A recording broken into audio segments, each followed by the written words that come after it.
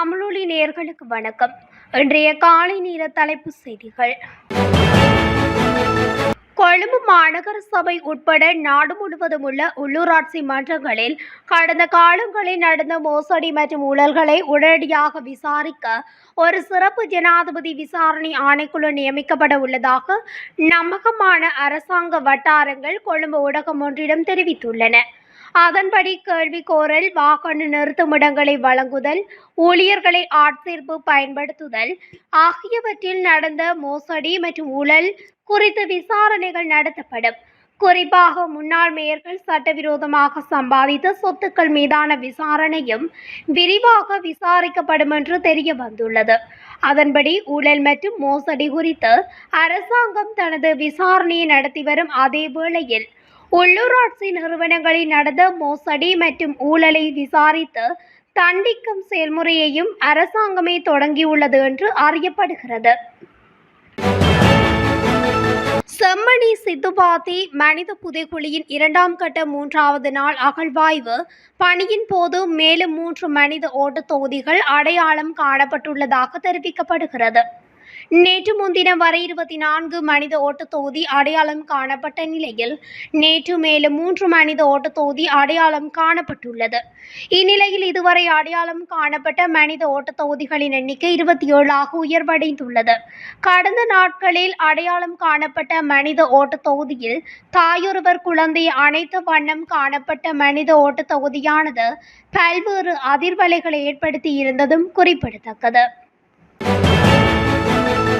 ஜனாதிபதி அனுரகுமார திசாநாயக்க 3 நாள் பயணமாக அடுத்த மாத இறுதியில் மாலைதீவுக்கு செல்லவுள்ளார்.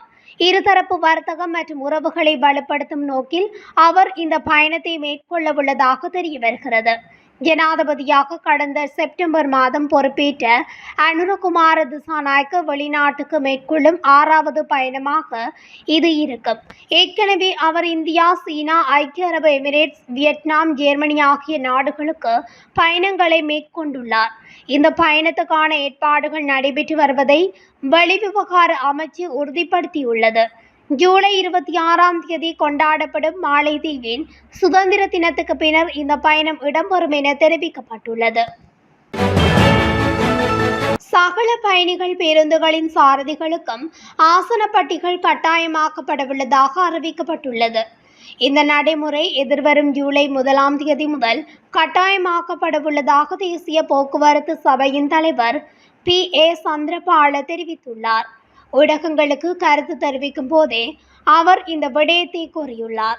பயணிகளின் பாதுகாப்பை உறுதி செய்வதற்காகவும் சர்வதேச தரம் வாய்ந்த நடைமுறைகளுக்கு அமைய போக்குவரத்து பாதுகாப்பை உறுதிப்படுத்துவதற்கான முயற்சி எனவும் அவர் கூறியுள்ளார்.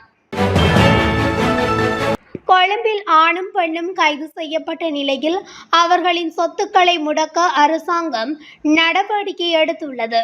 போதைப்பொருள் விற்பனை மூலம் சட்டவிரோதமான முறையில் ஈட்டிய பல கோடி ரூபாய் பெறுமதியான சொத்துக்களை இவ்வாறு முடக்கப்பட்டுள்ளன.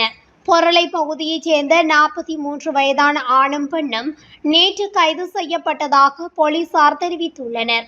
இந்நிலைமையில் சந்தேக நபர்களுக்கு சொந்தமான கொழும்பில் உள்ள 2 வீடுகள் மற்றும் ஆடம்பர கார்கள் பண மோசடி சட்டத்தின் கீழ் தடை செய்ய நடவடிக்கை எடுத்துள்ளது. சந்தேக நபர்கள் நேற்று மாளிகா கந்த நீதவான் நீதிமன்றத்தில் ஆஜர்படுத்தப்பட்டு எதிர்வரும் ஜூலை 11ஆம் தேதி வரை விளக்கமறியலில் வைக்கப்பட்டனர். இது தொடர்பில் சட்டவிரோத சொத்துக்கள் விசாரணை பிரிவு மேலதிக விசாரணைகளை முன்னெடுத்து வருகிறது. இந்த மாதத்தின் முதல் 26 நாட்களில் 1,16,469 வெளிநாட்டு சுற்றுலா பயணிகள் இலங்கைக்கு வந்துள்ளனர். குறித்த தகவலை இலங்கை சுற்றுலா மேம்பாட்டு ஆணையம் தெரிவித்துள்ளது. அதில் அதிகளவானோர் இந்தியாவிலிருந்து வருகை தந்துள்ளதுடன் அந்த எண்ணிக்கை 32,977 பதிவாகியுள்ளது. மேலதிகமாக குறிப்பிட்ட காலகட்டத்தில் இங்கிலாந்து, சீனா மற்றும் பாகிஸ்தான் உள்ளிட்ட 9 நாடுகளைச் சேர்ந்த சுற்றுலா பயணிகள் நாட்டுக்கு வருகை தந்துள்ளனர். இதன்படி இந்த ஆண்டு இலங்கை வந்த மொத்த வெளிநாட்டு சுற்றுலா பயணிகளின் எண்ணிக்கை 11,46,272 அதிகரித்துள்ளது. கொழும்பில் பெலியதலை போலீஸ் பிரிவுக்குட்பட்ட பெலன்னவத்த பிரதேசத்தில் உள்ள வீடொன்றில் வாடகைக்கு தங்கியிருந்த பெண்ணொருவர் நேற்று காலை சடலமாக மீட்கப்பட்டுள்ளதாக பெலியதலை காவல்துறையினர் தெரிவித்தனர். சடலமாக மீட்கப்பட்ட பெண் இரத்தினபுரி பிரதேசத்தைச் சேர்ந்த 30 வயதுடையவர் என போலீசார் தெரிவித்தனர். சடலமானது களுபோவில வைத்தியசாலையின் பிரேத அறையில் வைக்கப்பட்டுள்ளதாக போலீசார் மேலும் தெரிவித்தனர். மேலும் கொலைக்கான காரணம் வெளியாகாத நிலையில் சம்பவம் தொடர்பில் மேலதிக விசாரணைகளை பிலியந்தலை போலீசார் மேற்கொண்டு வருகின்றனர். கனிமுள்ள சஞ்சீவவின் கொலையுடன் தொடர்புடைய 12 பேர் கைது செய்யப்பட்டுள்ளதாக பொதுமக்கள் பாதுகாப்பு அமைச்சர் ஆனந்த விஜயபால தெரிவித்துள்ளார். கொலை சம்பவத்தில் ஈடுபட்டு தற்போது தலைமறைவாக உள்ள இசாரா சம்பந்தி நாட்டை விட்டு தப்பிச் செல்லவில்லை எனவும் அவர் குறிப்பிட்டுள்ளார். எனினும் மற்ற சந்தேக நபர்கள் மூலம் இசாரா சம்பந்தி பற்றிய சில தகவல்கள் வெளியாகியுள்ளதாக அமைச்சர் தெரிவித்துள்ளார்.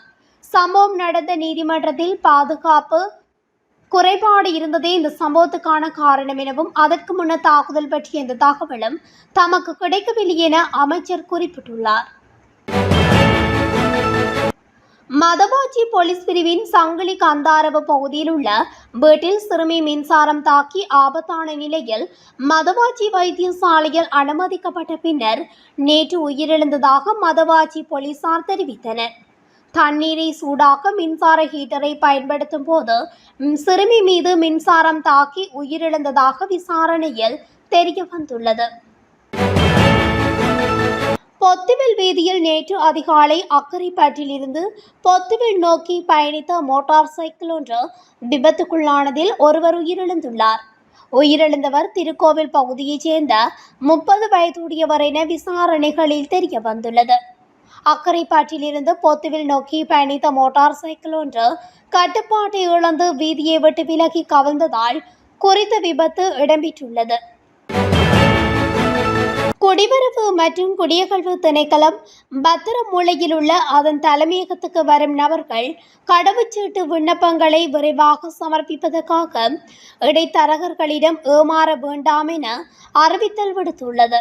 இதுகுறித்து குடிவரவு மற்றும் குடியகழ்வு திணைக்களம் வெளியிட்ட அறிக்கையில் மேலும் குறிப்பிடப்பட்டுள்ளதாவது: முன்னர் ஆரம்பிக்கப்பட்ட 24 மணி நேர சேவை முடிவுக்கு கொண்டுவரப்பட்டதை அடுத்து ஒருநாள் சேவை மற்றும் சாதாரண சேவையின் கீழ் கடவுச்சீட்டு சமர்ப்பிப்பதற்கான டோக்கன்கள் பத்திரமூலை தலைமையகத்தில் காலை 6:30 மணி முதல் பிற்பகல் 2 மணி வரை வழங்கப்படுவதாக தெரிவிக்கப்பட்டுள்ளது.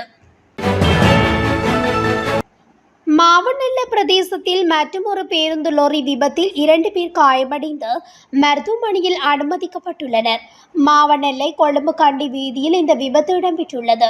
இதன்போது கொழும்பிலிருந்து மாத்தளை நோக்கி சென்று கொண்டிருந்த பேருந்து வண்டியொன்றும் மாவனல்லையிலிருந்து கேகாலை நோக்கி சென்று கொண்டிருந்த சிறிய ரக லொரியொன்று மோதி விபத்துக்குள்ளாகியுள்ளது. லொரியில் பயணித்த தீப்பெட்டிய பிரதேசத்தைச் சேர்ந்த 2 பேர் காயமடைந்து மருத்துவமனையில் அனுமதிக்கப்பட்டுள்ளனர். அத்துடன் முன்னதாக நேற்று அதிகாலை மாவனல்லை பிரதேசத்தில் 2 லொரிகள் மோதி விபத்துக்குள்ளானதில் 7 பேர் காயமடைந்து மருத்துவமனையில் அனுமதிக்கப்பட்டமையும் குறிப்பிடத்தக்கது. எதிர்வரும் திங்கட்கிழமை விசேட நாடாளுமன்ற அமர்வு ஒன்று நடைபெறவுள்ளதாக தகவல்கள் வெளியாகியுள்ளன. பிரதமர் ஹரணி அமரசூரிய குறித்த நாடாளுமன்ற அமர்விற்கான அழைப்பை விடுத்துள்ளார். எனினும் அன்றைய தினம் நடைபெறவுள்ள நாடாளுமன்ற செயற்பாடுகள் குறித்த நிகழ்ச்சி நிரல் எதுவும் இதுவரை வெளியாகவில்லை. அதே நேரம் குறித்த விசேட நாடாளுமன்ற அமர்வில் ஜனாதிபதி அனுரகுமார திசாநாயக்க விசேட உரையொன்றை நிகழ்த்த உள்ளதாக தகவல்கள் வெளியாகியுள்ளமை குறிப்பிடத்தக்கது. கடந்த 5 மாதங்களில் லஞ்சம் அல்லது ஊழல் குற்றச்சாட்டுகளின் பேரில் 31 சந்தேக நபர்கள் கைது செய்யப்பட்டுள்ளனர். ஜனவரி மாதம் 1ஆம் தேதிக்கும் மே மாதம் 31ஆம் தேதிக்கும் இடையில் மேற்கொள்ளப்பட்ட சோதனைகளில் 8 போலீஸ் அதிகாரிகள் கைது செய்யப்பட்டுள்ளதாக லஞ்சம் அல்லது ஊழல் விசாரணை ஆணைக்குழு தெரிவித்துள்ளது. ஒரு போலீஸ் ஆய்வாளர், ஒரு துணை ஆய்வாளர், 4 சார்ஜன்கள் மற்றும் 2 கான்ஸ்டபிள்கள் உட்பட 31 பேர் கைது செய்யப்பட்டுள்ளனர். கைது செய்யப்பட்டவர்களில் ஒரு அதிபர் மற்றும் 2 பொது சுகாதார ஆய்வாளர்களும் அடங்குவர் என லஞ்சம் அல்லது ஊழல் விசாரணை ஆணைக்குழு அதிகாரிகள் தெரிவித்துள்ளனர். நாடாளுமன்றத்தின் 4 உறுப்பினர்கள் நேற்று கொழும்பில் மின்தூக்கியொன்றில் சிக்கி பத்திரமாக மீட்கப்பட்டுள்ள சம்பவம் ஒன்று இடம்பெற்றுள்ளது. ஐக்கிய மக்கள் சக்தியின் சமந்தராணி கிரியல்ல, சித்ரா பெர்னாண்டோ, சாதுர கலப்பத்தி மற்றும் தேசிய மக்கள் சக்தியின் நிலந்தி கொட்டகச்சி ஆகியோரை இவ்வாறு மின்தூக்கியில் சிக்கிக் கொண்டுள்ளனர். கொழும்பில் பண்டாரநாயக்க மாநாட்டு மண்டபத்தில் நடைபெற்ற பயிலரங்கு ஒன்றில் கலந்து கொண்டு திருப்பி செல்லும் போது மேற்குறித்த சம்பவத்துக்கு அவர்கள் முகம் கொடுத்துள்ளனர். அதனையடுத்து பண்டாரநாயக்க மாநாட்டு மண்டப ஊழியர்கள் மேற்குறித்த நாடாளுமன்ற உறுப்பினர்களை பத்திரமாக மீட்டுள்ளதாக தெரிவிக்கப்பட்டுள்ளது. இத்துடன் தமிழொலியின் இன்றைய காலை நேர தலைப்பு செய்திகள் நிறைவடைகின்றன. தொடர்ச்சியாக செய்திகளை அறிந்து கொள்ள தமிழொலி ஊடகத்துடன் இணைந்திருங்கள். நன்றி, வணக்கம்.